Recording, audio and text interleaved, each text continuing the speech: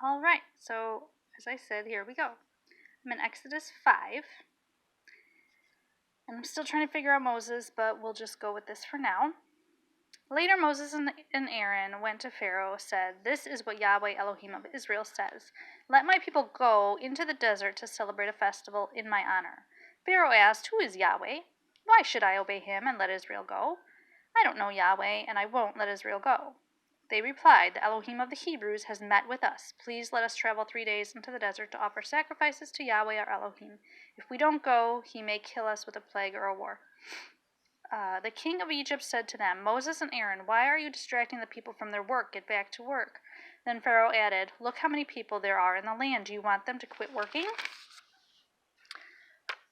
That same day, Pharaoh gave these orders to the slave drivers and foremen: "Don't give the people any more straw to make bricks, as you have been doing. Let them gather their own straw.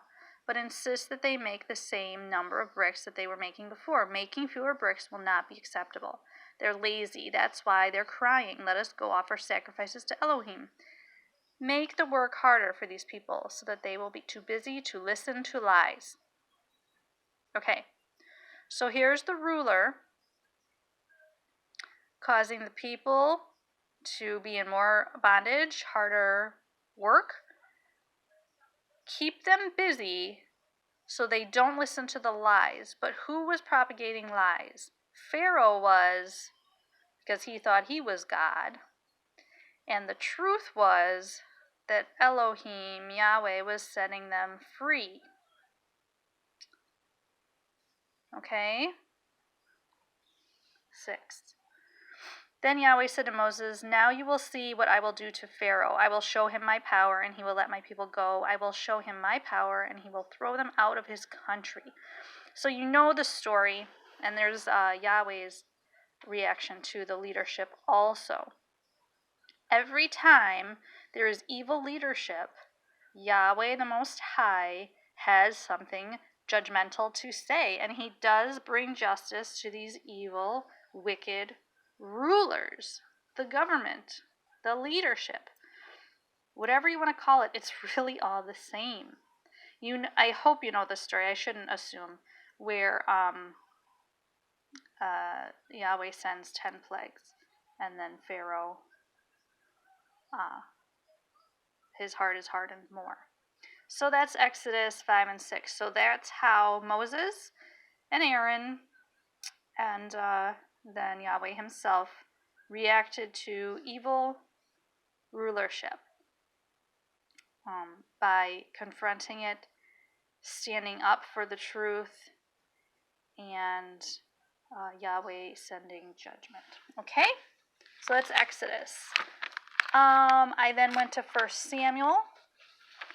And 1 Samuel is in a time when Israel wanted to be as the pagans.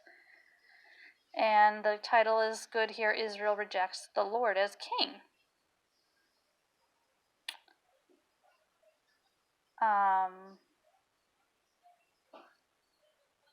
Okay, when Samuel was old, he made his sons judges over Israel. The name of his firstborn was Joel.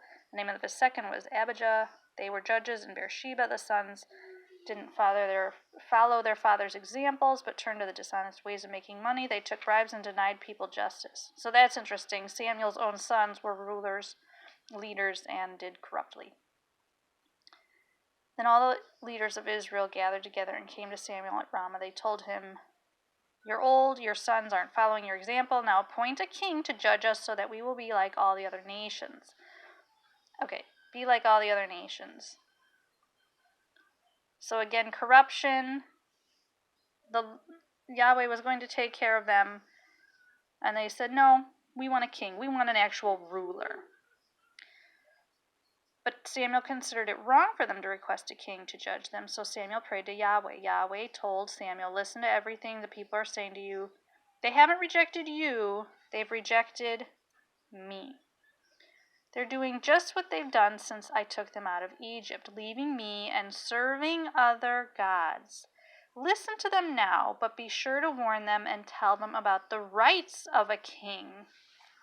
Okay, so obviously, when people make rulers of themselves, Doesn't go well. The motivation's wrong. Then Samuel told the people who had asked him for a king everything Yahweh had said. Samuel said, "These are the rights of a king. He will draft your sons, make them serve on his chariots and horses, and make them run ahead of his chariots." Military. He will appoint them to be his officers over thousands or over 50 soldiers to plow his ground and harvest his crops. Okay, so the government gets their fair share. And makes weapons and equipment for his chariots. Work. He will take your daughters, have them make perfumes, cook and bake, hard labor, just for him. He will take the best of your fields, vineyards, olive orchards, and give them to his officials, so those in high-ranking power get the best.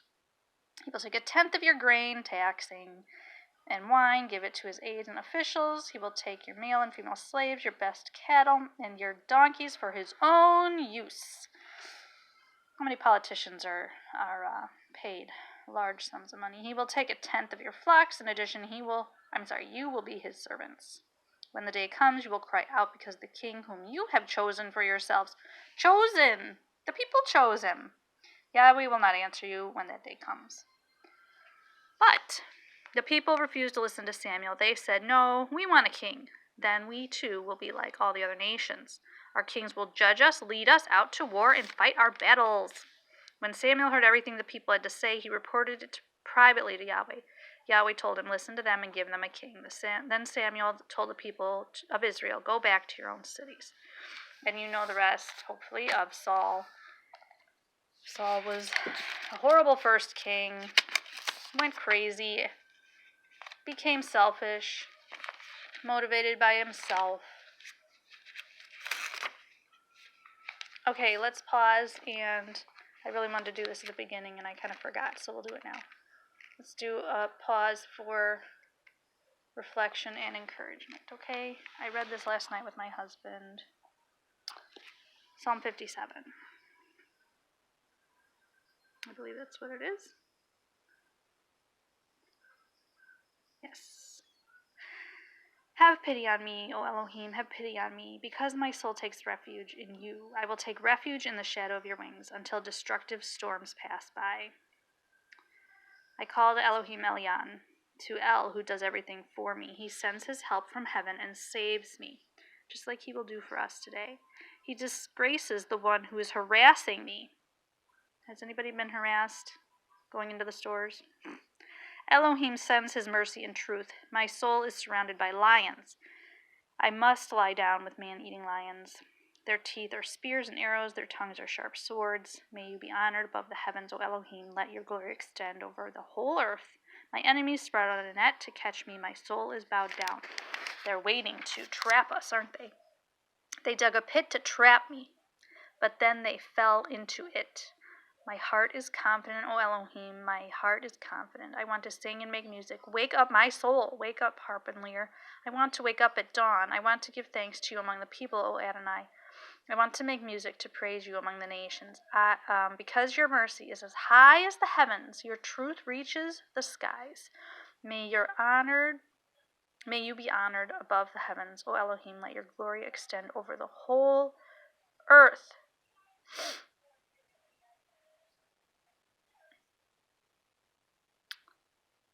This is a good one, too. We read this last night, but it's also applicable. Do you rulers really give fair verdicts? Do you judge Adam's descendants fairly? No, you invent new crimes on earth, and your hands spread violence. Even inside the womb, wicked people are strangers to God. From their birth, liars go astray.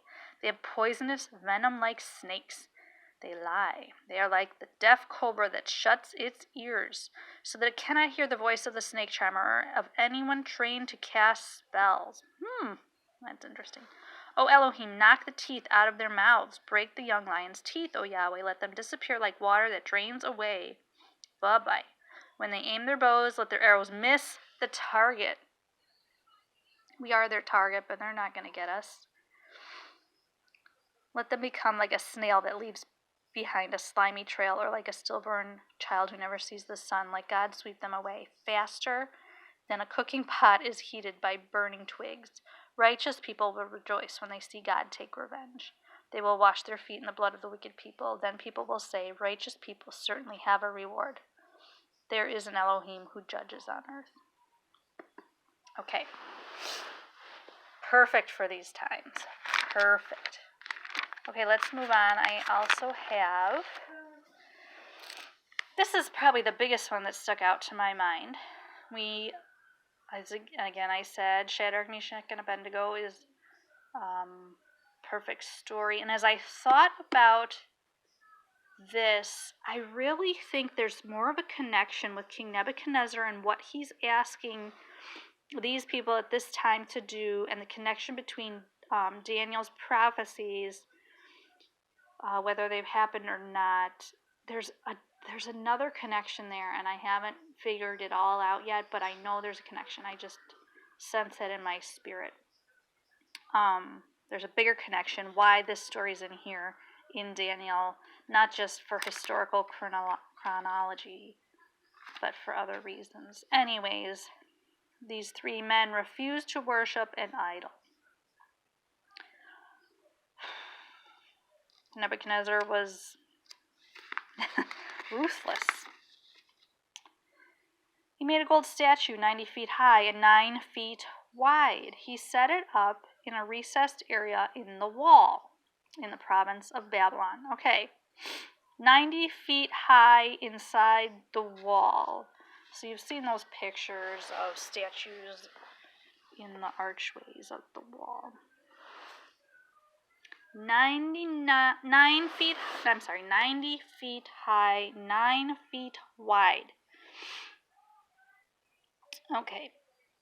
King Nebuchadnezzar sent messengers to assemble the satraps, governors, mayors, military advisors, treasurers, judges, officers, and all the other provincial officials to dedicate the statue he had set up. Then the satraps, governors, mayors, military advisors, treasurers, judges, officers, and all the other provincial officials assembled to dedicate the statue King Nebuchadnezzar had set up. They stood in front of the statue. Okay, all these rulers and leaders listened to the king, the evil king. The herald called out loudly, "People of every province, nation, and language, when you hear the sound of ram's horns, flutes, lyres, harps, and three-stringed harps playing at the same time with all the other kinds of instruments, bow down and worship the gold statue that King Nebuchadnezzar has set up. Whoever doesn't bow down and worship will immediately be thrown into the blazing furnace as soon as the sounds of the ram's horns, flutes, lyres, harps, and three-stringed harps with all other kinds of instruments. All the people from every province, nation, and language bowed down and worshipped the gold statue King Nebuchadnezzar had set up. After that happened, some astrologers came forward and brought charges against the Jews. They addressed King Nebuchadnezzar, "Your Majesty, may you live forever. Your Majesty, you gave an order that everyone who hears..." I don't know why they repeat this all. Sound of the ram's horns, flutes, lyres, harps, and three-stringed harps playing at the same time with other kinds of instruments should bow down and worship the gold statue. Your order said that whoever doesn't bow down and worship will be thrown into the blazing furnace. There are certain Jews whom you appointed to govern the province of Babylon, Shadrach, Meshach, and Abednego. These men didn't obey your order, Your Majesty. They don't honor your gods and worship the statue you set up. Okay, fit of rage and anger. Okay, and they said, "No, we cannot do this. Let us burn. We believe that Yahweh, our Elah, will rescue us." Okay, the fire was so hot that the men in front of the fire were killed. They tied them up in the fire, and they saw Yeshua in the flames. The fourth one in the flames with them, one looks like the Son of God. They were untied, walking around unharmed. They came out of the fire. The satraps, governors, mayors, and advisors gathered around the three men. They saw the fire had not harmed their bodies, their hair on their heads wasn't singed, their clothes weren't burned, and they didn't smell of smoke. And then Yahweh got the glory. No other God can rescue like this. Then the king promoted the 3 to higher positions in the province of Babylon. Okay. So that is how these men stood up against all the leaders and rulers and the king himself to their orders that they knew were against God. Okay, moving on. I do have a couple in the Gospels also. Okay, so Herod was the ruler at the time of Jesus' birth, and he sent out the order that all the young boys be killed. Okay, God warned them in a dream not to go back to Herod, so they left for their country by another road. So this is Matthew chapter 2, verse 13. After they had left, an angel of the Lord appeared to Joseph in a dream. The angel said to him, "Get up, take the child and his mother, and flee to Egypt. Stay there until I tell you, because Herod intends to search for the child and kill him." Joseph got up, took the child and his mother, and left for Egypt that night. He stayed there until Herod died. What the Lord had spoken through the prophet came true. "I have called my son out of Egypt." When Herod saw that the wise men had tricked him, he became furious. He sent soldiers to kill all the boys 2 years and younger, and in near Bethlehem, this matching the exact time he had learned from the wise men. Then the words spoken through the prophet Jeremiah came true. A sound was heard in Ramah, the sound of crying in bitter grief. Rachel was crying for her children. She refused to be comforted because they were dead. Okay. So Yeshua, as a baby boy, escaped the tyrannical and evil orders of the ruler, the tetrarch. He wasn't a king. I don't know, I'm sorry, what the difference is between that. Okay, so far, let's recap. Exodus. Excuse me while I flip. Exodus, of course. Sorry, I probably can't find it now. I lost my, there we go. Right? Okay, Exodus. Pharaoh outwardly rejected Yahweh and said, "I don't know him." And the plagues came. Okay, Moses and Aaron stood up, and Yahweh told them to stand and speak out. In Samuel, Israel wanted a king, rejected Yahweh as their ruler because he is the only true one to rule justly. They didn't know how good they had it, and from then on they had hardship. Okay, like I said, there's many others. I'm not going through all of them. Nebuchadnezzar, with all the other rulers and leaders. What did Shadrach, Meshach, and Abednego do? Refused. Refused to follow the order. It was against God. Remember, it's better to serve God rather than men. You have to stand up. Okay.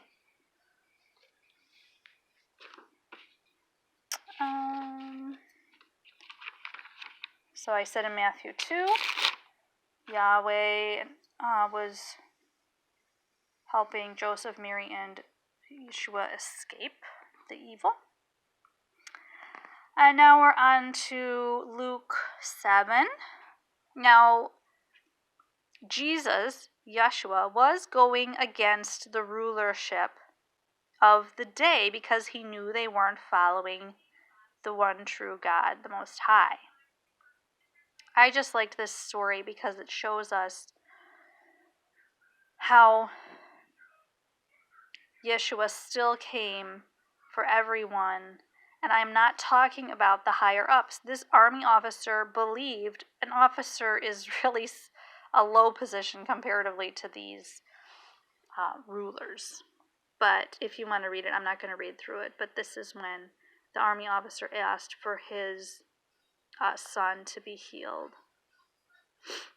And Yeshua did it.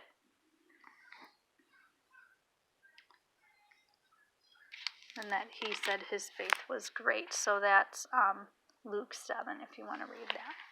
Okay, and now we come to Acts 8, And here's some leadership that, of course, they, I'm sorry, it's Acts 7, end of 7 and 8.